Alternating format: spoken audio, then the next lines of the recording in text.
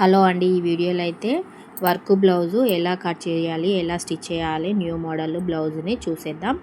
So లైనింగ్ని అయితే ఇలా మెజర్మెంట్తో కట్ చేసుకొని పెట్టుకోవాలి.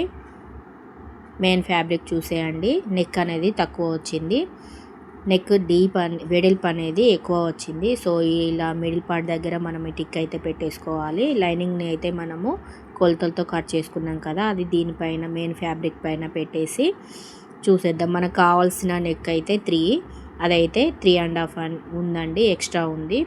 సో ఇప్పుడైతే మెయిన్ మిడిల్ లైన్ దగ్గర నుండి అటొక వైపు లైన్, ఇటొక వైపు లైన్ అయితే గీసుకొని ఇలా పిన్స్ అయితే పెట్టేసుకోవాలి. ఇలా మనము క్లాత్ని అడ్జస్ట్ చేయడం వల్ల మనకు కావాల్సిన నెక్ సైజ్ అనేది వచ్చేస్తుంది.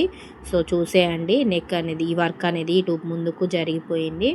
సో ఇప్పుడు లైనింగ్ ఎలా కట్ చేసుకున్నామో అలానే మెయిన్ ఫ్యాబ్రిక్ను కూడా కట్ చేసేసుకున్నాం.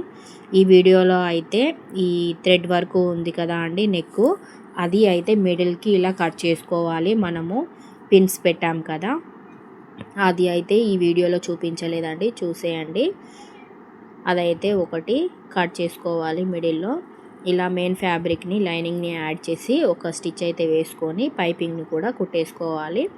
సో ఈ థ్రెడ్ వర్క్ వచ్చింది కదా అండి నెక్, అది సగానికి కట్ చేసుకొని దానికి లైనింగ్ని యాడ్ చేసి ఇలా ఈ స్టిచ్ అయితే వేసుకోవాలండి. ఇలా స్టిచ్ వేసుకున్న తర్వాత మన బ్లౌజ్ పీస్ మనము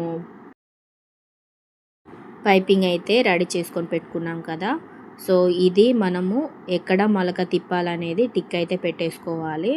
ఒకసారి అయితే నేను పెట్టి చూసానండి, సో అదైతే కరెక్ట్గా వచ్చిందని చెప్పి ఇటువైపు కూడా కరెక్ట్గా టిక్ అయితే పెట్టేసుకోవాలి. రెండు వైపులా మనం కరెక్ట్గా పెట్టుకోవడం వల్ల నెక్ అనేది అటు ఇటు జరగకుండా ఒకవైపు ఒకలాగా ఉండకుండా అయితే మనము ఇలా ఈ మెజర్మెంట్తో టిక్స్తో అయితే మనం కుట్టొచ్చండి.